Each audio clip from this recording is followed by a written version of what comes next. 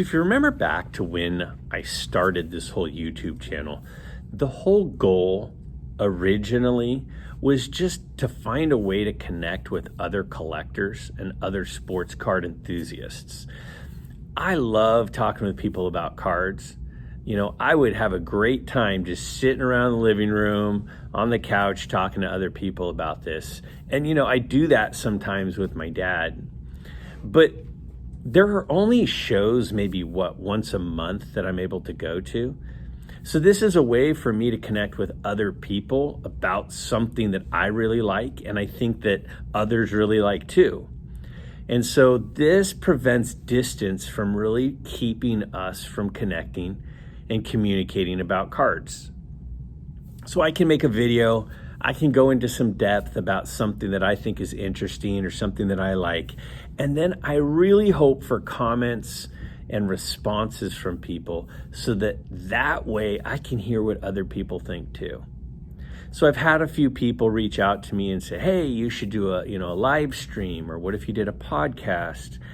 And the problem with that is because there are different time zones, because everybody has different schedules, it can require people to be together at the same time. And so I thought I would try something where if you have a question, if you have an idea, if you wanted my opinion on something, I want to give it, but I want to give it in an extended format. So about a week ago, I asked for some questions that might not be simple responses to, like I could type in a comment, but this way I could actually spend some time and respond on video to my opinion on a topic.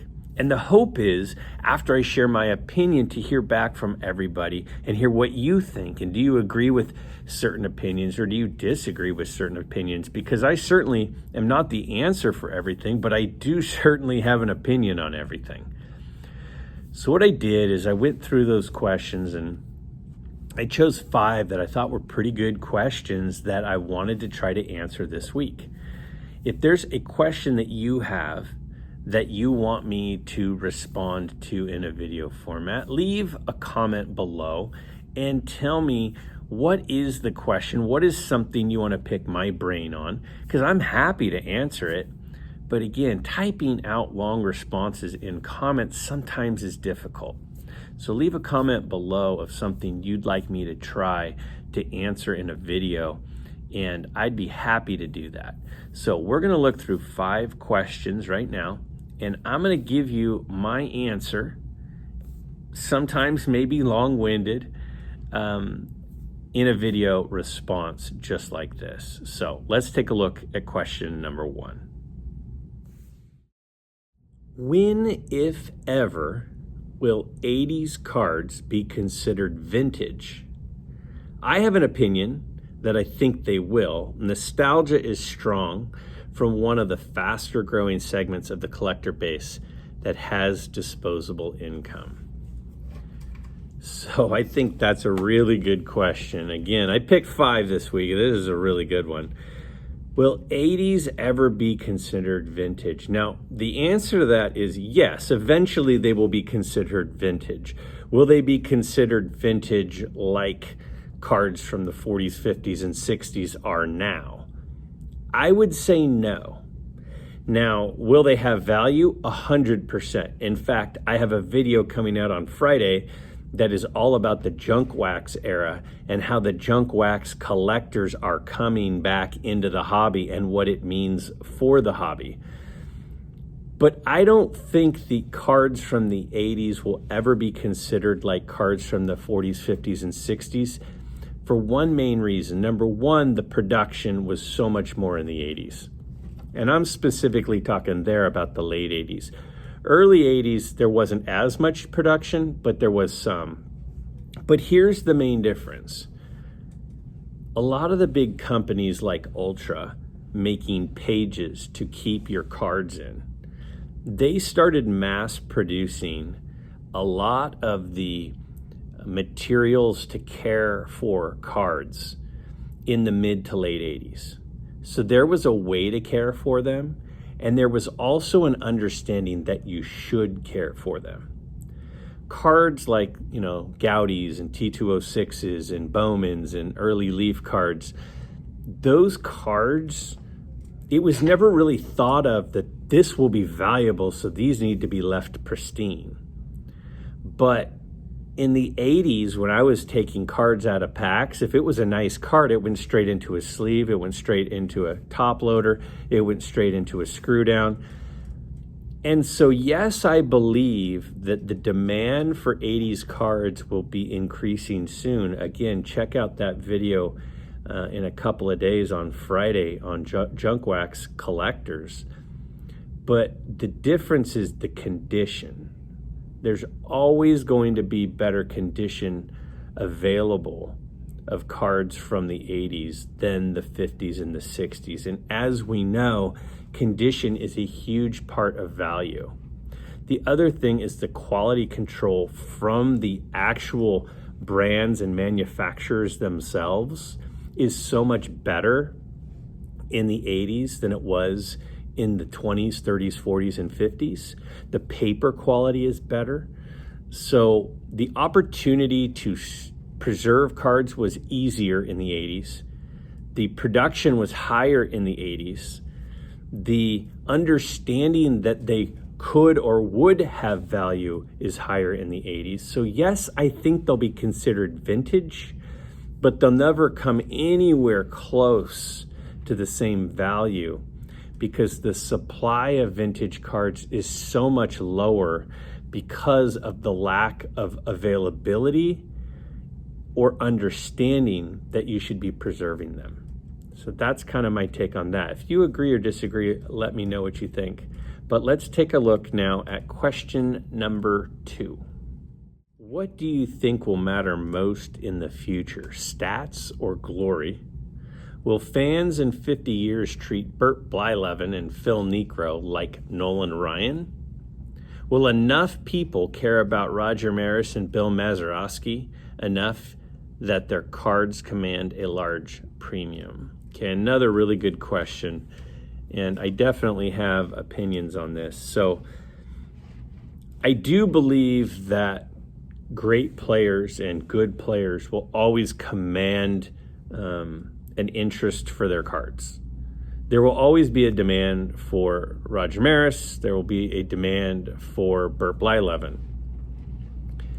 The demand for those players will never be as high as Nolan Ryan or Reggie Jackson.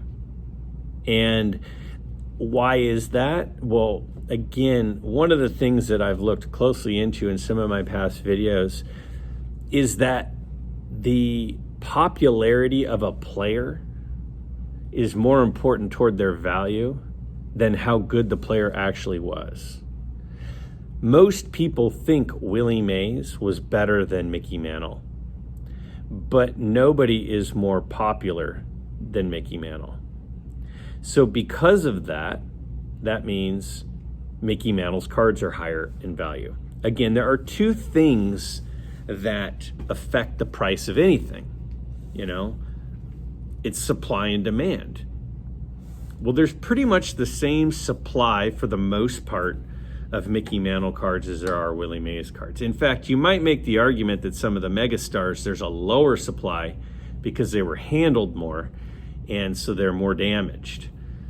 But the demand is the biggest factor in a card's value. So when we look at this, Nolan Ryan cards will always be worth more than Phil Niekro, but Phil Niekro's cards will still be worth money. How much money? And it says here a large premium. I think it depends on, things like, does the player get into the Hall of Fame? Bert Blyleven got into the Hall of Fame and his cards went up in value because people like to collect Hall of Famers. Minnie Minoso recently got into the Hall of Fame. His cards got a jump in value. Gil Hodges, his cards got a jump in value because he made a Hall of Fame. So those sorts of things do affect value in the future as things like the notoriety of the player changes and grows. So yes, I do believe there will be a demand long-term for Bert Blyleven and I do believe there will be a demand for Roger Maris, and I do believe it'll be a higher demand than players that are just okay. But there are a lot of players who have better stats than Mickey Mantle. But Mickey Mantle's rookie card is more expensive than those players. Glory matters most. Stats matter also. Bill Mazeroski was a really, really good player. But his cards, and he's a 57 tops rookie, his cards will never be worth as much as a, let's say, who else is a rookie that year? Brooks Robinson rookie. It won't be worth as much as Brooks Robinson because Brooks Robinson is considered to be a better player and is a more famous player. But Bill Mazeroski cards will always have value, just not as much. Question number 3. Do you look for raw or graded cards, or does it depend on the card? Now, this is a tough question because it kind of is like depends. I don't buy a lot of raw cards on eBay or on other auction sites because I don't really know what I'm getting. Some of the websites out there where you can trust them, Greg Morris Cards is probably the best example, where they've become very trustworthy on their evaluation, if not even a little under-evaluate their raw cards. So people can buy cards from them and know they're getting a good quality card based on the condition that they give it when they list the card. If I'm talking about in person, I enjoy handling cards. I enjoy looking and touching cards. So I like raw cards. But at the same time, if I'm ever going to sell a card, you pretty much have to get it graded. The added value when a card is graded is much higher. In fact, I think there are a lot of people out there who could do pretty well if all you did was buy nice raw cards, sent them in for grading, and then sold them. You could make quite a bit of money because raw cards are that undervalued. I wouldn't do a lot of that online because, again, you don't know what you're getting. So if you're asking me for my personal collection, I have both. I have a lot of raw cards in my personal collection. I have a lot of graded cards in my personal collection. I've never bought a super expensive raw card online. But I have bought raw cards online that looked good and they showed up and were really nice, and then I sent them in for grading because there's so much extra value by getting them graded. So if I personally was never going to sell my cards, I knew I was going to keep all of them for the rest of my life, I would not grade them. I grade my cards because what I do is my opinion's constantly changing. I'm into this for a while, and then I'm into that for a while. And, I've had this card now, and now I want to go to this card and go into this thing. And so as a result, because I know I'm probably going to change my mind, if it's a nice card, I get it graded because then when I sell it, I can get its full value. If you've got nice raw cards, don't sell them online.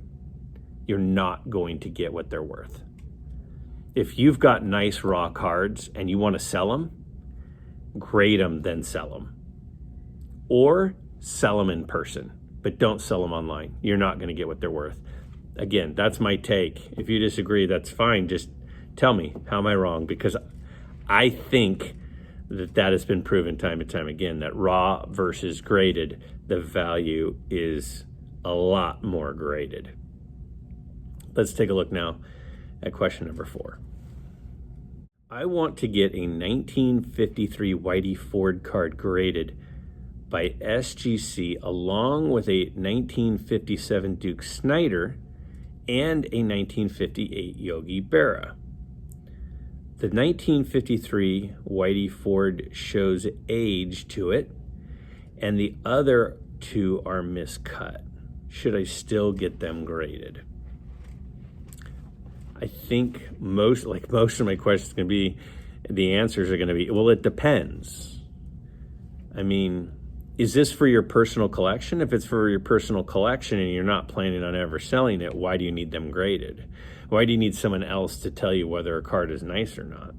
Now, if you're planning on selling the card, if you have a card that you're planning on selling, then yeah, I would probably grade them even though they're off center, because what happens is when a card becomes listed online, there are a lot of people who aren't going to buy a raw card online.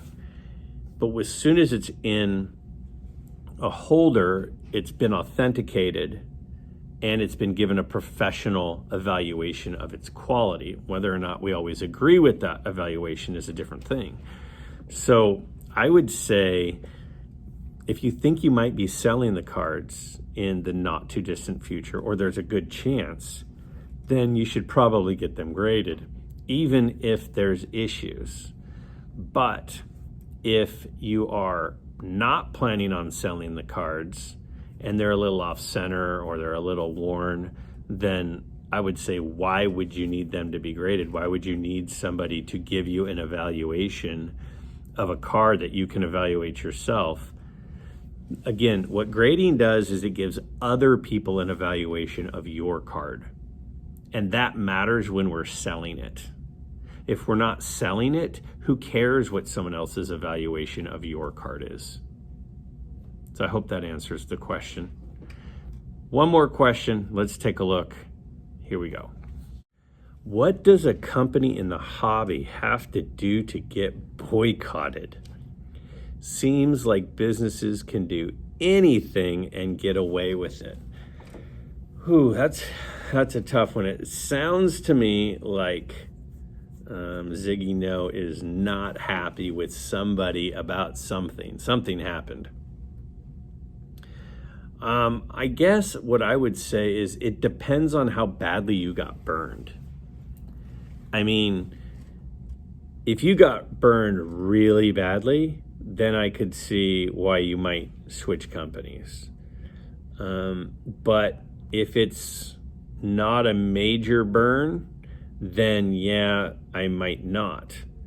I know there are a lot of people out there that are not cool with PSA, and there are a lot of people out there that are not cool with SGC, and there are a lot of people that aren't cool with CSG or Beckett or any of the companies, and so they've left them. There are people who are not cool with eBay, and so they've gone to, PWCC, or they've gone to other auction sites, they've gone to Golden, they've gone to whoever, because they're not cool with eBay. So I think it's a matter of what your tolerance is. Ultimately, I like the fact that we have options. We ultimately decide which companies survive and which companies don't by who we give our business to. If somebody really worked hard at collecting a group of people to be anti a certain company, they could do some damage to those companies. And I don't really think that's the way to handle it for me. For me, I think the way you vote is with your pocketbook.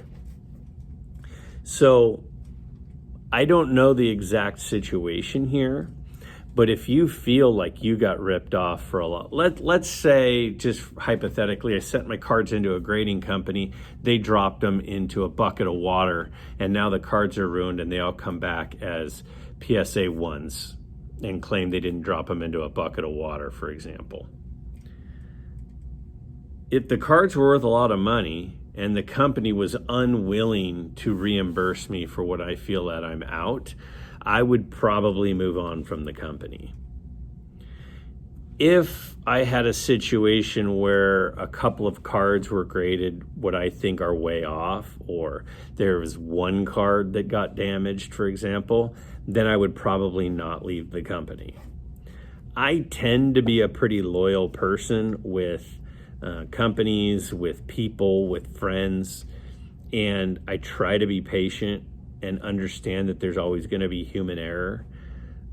So for me personally, it would take a fair amount for me to boycott or leave a company that I've done business with. I had a recent situation with eBay, and I don't think eBay handled it right. I think eBay got it completely wrong, but I still use eBay. If it happened another 2-3 times, I probably would look at my other options. So I hope that answers your question. Again, I enjoy being able to have these sorts of conversations And I think that being able to articulate myself in a video is much better than in text and typing, because it's hard to read tone or inflection. I feel like this is a much better way to communicate. So if you have questions for me that you'd like me to ask, you want my opinion on, I'm happy to answer them. Again, down below, leave a comment, maybe make a little note in it that says, hey, for a possible future video Q&A, how would you answer this? And I am happy to do my best to answer those. Leave comments below to my answers. If there's anything you think I got way off, let me know. If you agree with me, that's nice too. It's good to occasionally hear from people that they think I'm on the right track, not just wrong. So appreciate you watching, and I will look forward to the questions that you have for our next opportunity for me to respond.